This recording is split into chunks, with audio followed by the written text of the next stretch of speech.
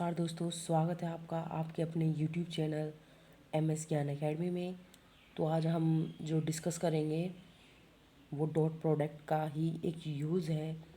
जैसे कि आपको दिखाई दे रहा है, work done by a force, यानी कि कोई जो बल है उसके द्वारा किया गया कार्य कैसे निकालते हैं, क्या होता है, ये वेक्टर होता है या स्केलर होता है। ठीक है, इसको कैसे फाइंड आउट करते हैं, इसकी क्या फॉर्मूला है। तो ऐसे ही छोटे छोटे कई क्वेश्चंस के बारे में डिस्कशन करेंगे। उसके बाद उस क्वेश्चनों का सॉल्यूशन भी करेंगे और एक दो क्वेश्चंस आप लोगों को होमवर्क में भी देंगे। तो जो होमवर्क आप लोगों को मिलेगा उसका सॉल्यूशन कीजिएगा और उसका जो भी आंसर हो आप लोग कमेंट बॉक्स में कमेंट करना। ठीक है, तो देरी ना करते हुए शुरू करते हैं आज का topic, work done by a force, यानी कि बल द्वारा किया कार्य। ठीक है, तो सबसे पहले ये जो कार्य है, बल के द्वारा जो कार्य किया जा रहा है, ये क्या होती है, एक अदिश राशि होती है।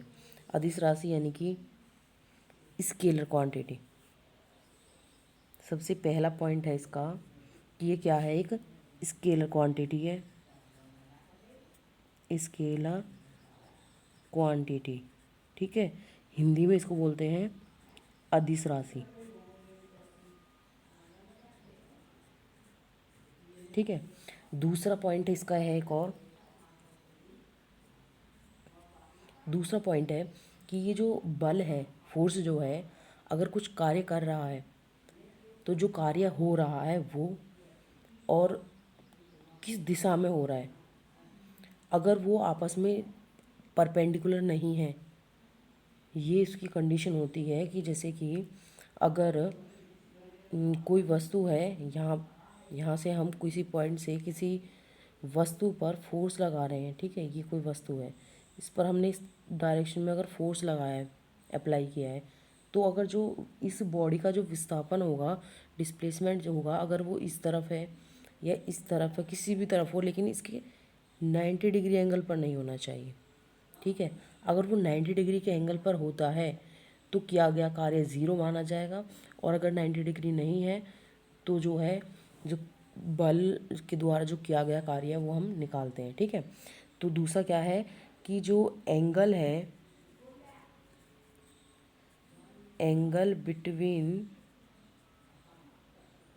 Force and displacement, displacement not equals to 90 degree, यानी कि परपेंडिकुलर नहीं होना चाहिए। ठीक है, ठीक है। अब तीसरा पॉइंट आता है कि अगर वो 90 डिग्री नहीं है, वो एक, हमने स्केलर क्वांटिटी भी ले ली है, तो इसका जो फॉर्मूला होगा वो कैसे हम निकालते हैं। ठीक है, तो जैसे कि तीसरा पॉइंट हमारा है कि हम इसका जो वर्क डन जो है वो कैसे निकालेंगे। तो वर्क डन जो होता है वो किसके इक्वल होता है, वर्क डन जो है is equals to force into displacement.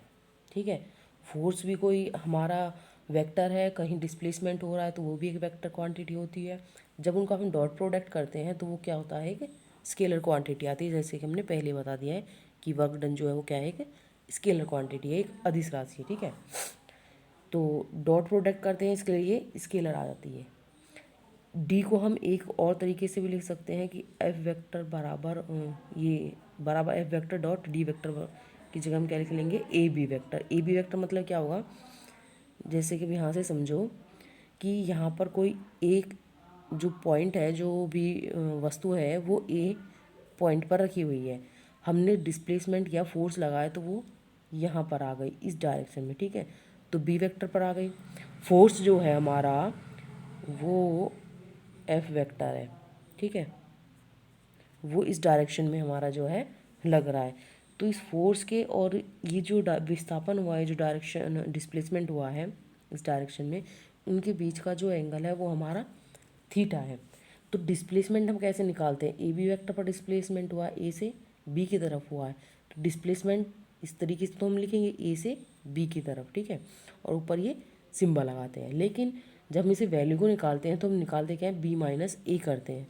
अब हम क्वेश्चंस करेंगे तो उनसे हमें और क्लियर हो जाएगा। ठीक है, एक और पॉइंट नेक्स्ट, कि कभी कभी क्या होता है कि जैसे कि इस पॉइंट से हम डिस्प्लेसमेंट कर रहे हैं किसी बी पॉइंट पर, फोर्स लगा रहे हैं, लेकिन एक फोर्स से हमारा काम नहीं चल रहा, तो एक की जगह 2 या 3 या 4 कि एक से ज़्यादा मतलब फोर्स हम लगा देते हैं। तो उसमें जो हमारा फोर्स जो होता है, फोर्स एफ जो टोटल जो होगा, तो वो सभी बलों का जो है टोटल करना पड़ता है। यानी कि जैसे कि हमें एफ निकालना है कि उस वस्तु पर, उस ऑब्जेक्ट पर जो फोर्स लग रहा है वो कितना है। मान के चलो उस पर जितने भी फोर्स लगे हुए हैं, F1 F2 F3, तो उन सभी का क्या करते हैं हम, सम कर देते हैं इस तरीके से, ठीक है। जितने भी हमारे फोर्स हैं उतनी बार हम उसको सम कर देते हैं, और जो सम करके जो आंसर आता है वो हमारा टोटल फोर्स हमारा निकल जाता है, ठीक है।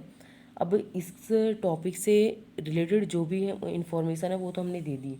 अब हम कर देखते हैं कि इससे रिलेटेड अगर कोई क्वेश्चंस, कोई न्यूमेरिकल आता है तो उसे हम कैसे सॉल्यूशन करते हैं, उसका सॉल्यूशन कैसे होता है, ठीक है। तो अब हम उसी को करेंगे, ठीक है। तो जो क्वेश्चंस हैं अब हम वो ले लेते हैं।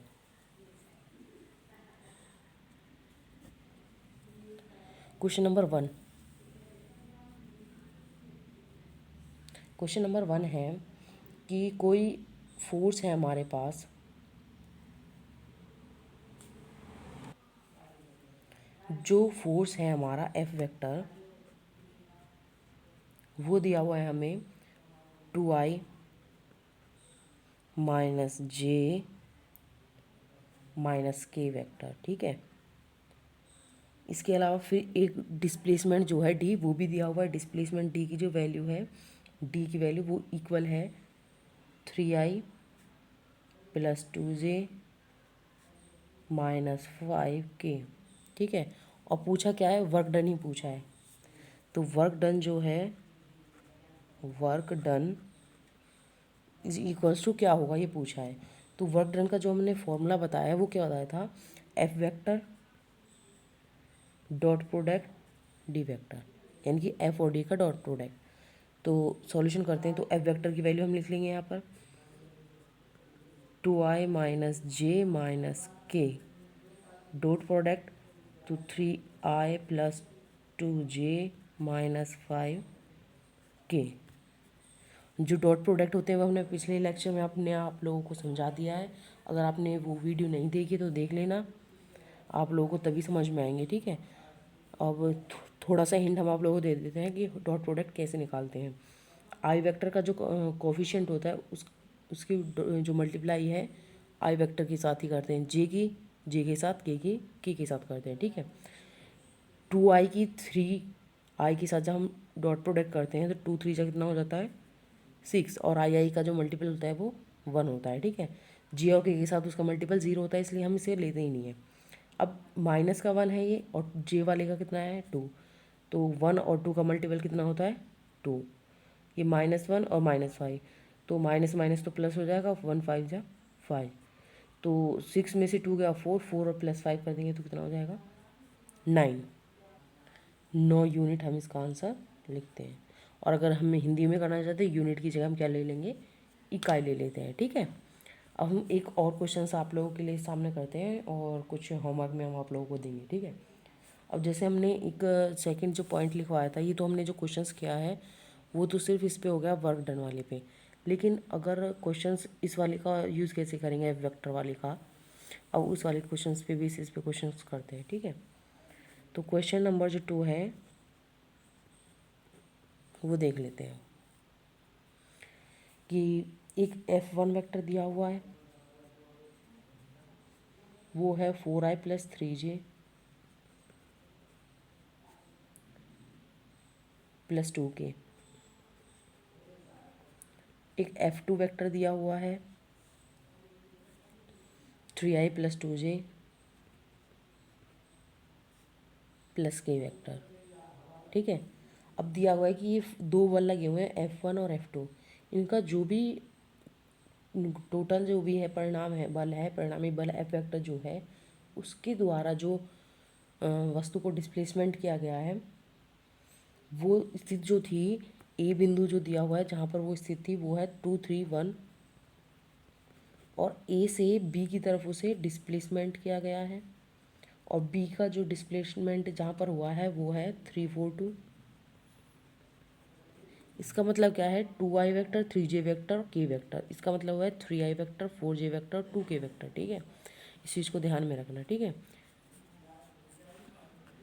और हम जो है पूछा क्या है, वही वर्क डन पूछा है। तो पहले हम क्या निकालते हैं, फोर्स निकालेंगे। टोटल फोर्स कितना होगा, F1 vector plus F2 vector. तो F1 vector plus F2 vector करेंगे तो कितना आएगा, 4i प्लस 3i, तो कितना हो जाएगा 7i। 3j प्लस 2j कितना हो जाएगा 5j। 2k प्लस k यानी कि 3k कैप। ठीक है, तो f का रिजल्टेंट f तो निकल गया, F1 F2 जो वेक्टर जो दो लगे हुए थे उनका रिजल्टेंट f वेक्टर तो हमारा निकल गया। अब दूसरा काम होता है हमारा डिस्प्लेसमेंट यानी कि d निकालना। d कैसे निकालेंगे, वो जो ऑब्जेक्ट था a से b की डायरेक्शन में गया था। ठीक है, तो डिस्प्लेसमेंट क्या होगा, a टू b होगा। और निकालते क्या है, position vector of b, position vector of b minus position vector of a। ठीक है, तो बी का पोजीशन क्या है 3 4 2 यानी कि 3i 4j और 2k। ए का पोजीशन वेक्टर क्या है 2i 3j और k। ठीक है, तो बी माइनस ए करेंगे तो 3 माइनस 2 कितना होगा 1 बचेगा, तो खाली आई वेक्टर। 4 माइनस 3 यानी कि खाली 1j वेक्टर होगा। 2 माइनस 1 यानी कि खाली ओनली 1k वेक्टर होगा। ठीक है, तो डिस्प्लेसमेंट जो होगा वो क्या निकल के आया, आई vector plus J vector plus K vector. अब हमें निकालना क्या है, वर्क डन। ठीक है, यहाँ पे लिख देते हैं वर्क डन पूछा था। ठीक है, वर्क डन क्या होगा। ठीक है, तो वर्क डन जो है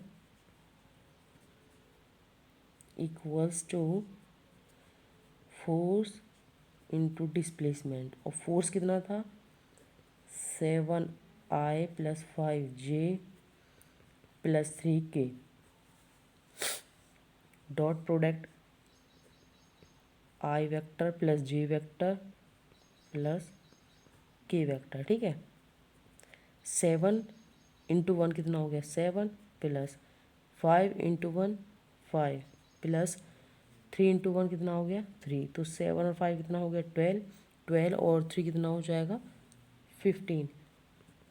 तो 15 यूनिट हमारा क्या होगा वर्क डन हो गया, या फिर 15 इकाई, 15 इकाई जो आंसर है वो हमारा क्या हो गया वर्क डन, इनकी कार्य जो भी हमने कार्य किया है। ठीक है, इसका आंसर 9 यूनिट था और इसका आंसर क्या है 15 यूनिट। ठीक है, तो वर्क डन से जिस टाइप के क्वेश्चंस पूछे जाते हैं वो हमने बता दिए हैं। अब जो नेक्स्ट वीडियो होगी उसमें जो है आप लोगों को वो क्वेश्चंस कराए जाएंगे जो आए हुए हैं आप लोगों के पेपर में, एग्ज़ाम्स वगैरह में। ठीक है, एक आध क्वेश्चंस, एक क्वेश्चन जो है मैं आप लोगों को होमवर्क के लिए दे देती हूँ, आप लोग होमवर्क में करके देखना, और जो भी आंसर उसका आएगा वो कमेंट बॉक्स में कमेंट करना। ठीक है, तो जो होमवर्क में आप लोगों को क्वेश्चन मिलेगा वो है आप लोगों का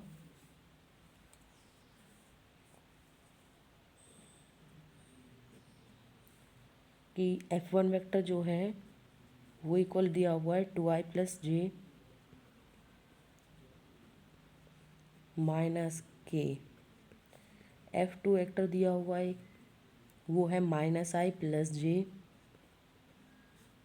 प्लस 2k वेक्टर। ठीक है, इसका जो रिजल्टेंट फोर्स है F वेक्टर वो क्या होगा पहले तो वो निकालना है। उसके अलावा जो पॉइंट ए है, ए वेक्टर जो है, पोजीशन वेक्टर ऑफ ए जो है वो दिया हुआ है -1 1 और 2। और जहाँ पे वो डिस्प्लेस किया गया है यानी कि बी वेक्टर जो है वो दिया हुआ है आप लोगों को 1 2 यानी कि आई जे के की फॉर्म में होते हैं। ठीक है, तो इसने पूछा है कि वर्क डन कितना होगा, जैसे मैंने अभी क्वेश्चंस किया है सेम ऐसे ही क्वेश्चंस आप लोगों को करना है, और जो आंसर आए उसको कमेंट बॉक्स में कमेंट करना। अगर आप लोगों को ये वीडियोस लेक्चर आप लोगों को पसंद आए तो वीडियोस को लाइक करें, शेयर करें और ज़्यादा से ज़्यादा कमेंट करें, और वीडियो को सब्सक्राइब करना ना भूलें। ऐसे ही और अगर इंटरेस्टेड वीडियोस आप लोगों को चाहिए तो वीडियोस को, चैनल्स को सब्सक्राइब करें, वीडियोस को लाइक करें। और अपने दोस्तों तक शेयर करें जिसको भी इसकी जो है इम्पोर्टेंस हो, जिसको ज़रूरत हो। थैंक यू, बाय बाय, मिलते हैं हम अपनी नेक्स्ट वीडियो में।